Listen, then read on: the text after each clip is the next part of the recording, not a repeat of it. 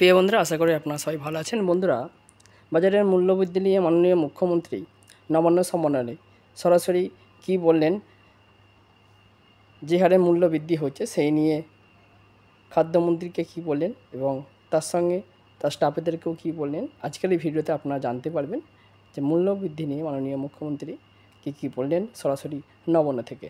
তো ভিডিওটা আপনারা সম্পূর্ণ দেখুন। বিভিন্ন জায়গায় বিজনেস করেন, সাপ্লাই করেন, কোল্ড স্টোরেজ থেকে শুরু করে ধান কল থেকে শুরু করে এভরিওয়্যার, আমি বলছি হর্টিকালচার থেকে শুরু করে এগ্রিকালচার থেকে শুরু করে ফিশারিজ থেকে শুরু করে পোলট্রি থেকে শুরু করে মুরগি হাঁস থেকে শুরু করে সব জায়গাতেই আপনাদের সবাইকে একটা গুরুত্বপূর্ণ ভূমিকা পালন করতে হবে।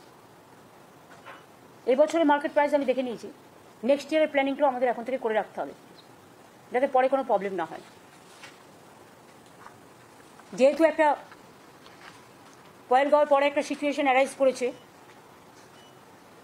সবাইকেই মোটামুটি নিজেদের ভান্ডার রেডি রাখতে বলেছে। বাই চান্স আপনি বললেন কাশ্মীরের উপর দিয়ে যাবে, কিন্তু বাই চান্স যদি আমাদের এখানে হয় তখন যেন লোকের কোনো প্রবলেমে না পড়ে। আর এই সময়টা কিন্তু টাকা ইনকামের নয়, এই সময়টা হচ্ছে মানুষের পাশে দাঁড়ানো। আমাদের অ্যাজ এ সিটিজেন সকলের কিছু না কিছু দায়িত্ব এবং কর্তব্য আছে। এখনও আমাদের সমস্ত জিনিসের দাম স্টেবল আছে মোটামুটি, তবে আগের বারের যা বাজার আমি দেখেছি তার থেকে 1 থেকে 5 টাকা বেড়েছে। আমি তো দেখে না দেখে বলি না, ফ্রম লাস্ট ইয়ার ওই যে বললাম আলু এখন 18 টাকা কলকাতায়, আগের বার 17 টাকা ছিল।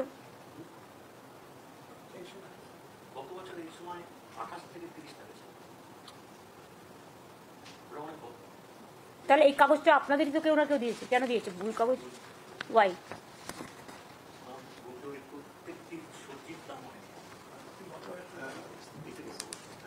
এই কাগজটা কোথা থেকে এলো সৌম? গত বছর, আচ্ছা গত বছরের দাম ছিল 28 থেকে 30, এবছরে আছে 18। আলু পেঁয়াজ গত বছরই ছিল 28 থেকে 30, এখন আছে 22, যেন আর না বাড়ে। আদা গতবারে ছিল 220 টাকা, কেন আমাদের কি আদা কম?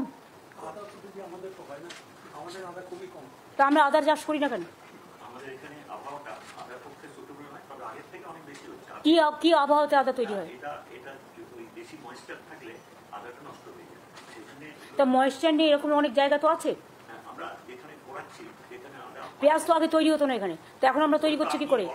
আরে তৈরি তো করছি আমরা, হ্যাঁ। তো আপনার আদার ডেফিনেটলি কোনো না কোনো জায়গা আছে যেটা শুট করবে। 220 থেকে 90 এসছে। রসুন আগে ছিল 280, 160। রসুন আমাদের এখানে চাষ হয় না, হচ্ছে। আমি সেটা বলছি, আদাও ওই সব জায়গাতেই হবে, বাড়াও।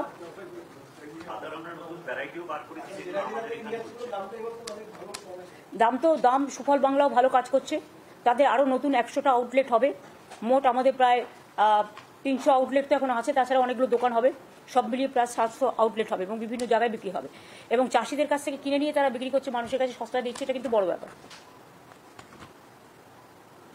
লঙ্কা গত বছরে ছিল 90, এবছরে আছে 80। সুফল বাংলায় কম তো, সুফল বাংলায় আমি দেখছি না, আমি বাজারের দাম বলছি।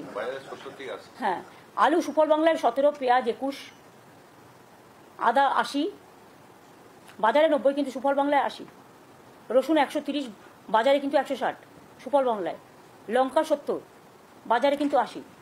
শশা 44 টাকা সুফল বাংলায়, 48 টাকা হচ্ছে কলকাতার বাজারে। শশার দাম এত বেশি কেন? এগুলোতে চাষিদের হর্টিকালচারের থেকে আমরা সুযোগ দিয়ে, কে দেখে? Horticulture department. তা স্মার্কি দেখে না কেন ঠিক মতো? তুমি স্মার্কিকে প্লিজ ইনফর্ম। এগুলো তো গ্রামের লোকেরা ঘরে ঘরে চাষ করে, মাঠেও চাষ করে। পটল বাজার 30-35, কিন্তু আমাদের সুফল বাংলায় 28। লাউ 25-30 বাইরে বাজারে, কলকাতার বাজারে 24। কলকাতা বাজার শুধু দেখলে তো হবে না, আমাকে গ্রামীণ বাজারও দেখতে হবে। গ্রামের লোকও যাতে জিনিসটা পায়, চাষিরা যাতে দাম, হ্যাঁ ওখানে কম থাকে, তার কারণ হচ্ছে তারা লোকাল প্রোডাকশন করে এবং চাষিদের থেকে কিনে নেওয়া এই ব্যাপারটা কিন্তু খুব ভালো ব্যাপার। তাতে চাষিরা উপকৃত হয়, লোকেও টাটকা জিনিসটা পায় এবং সুফল বাংলার মধ্যে দিয়ে আমরা মানুষের যে সুফলটা সেটা কিন্তু আমরা পৌঁছে দিতে পারি।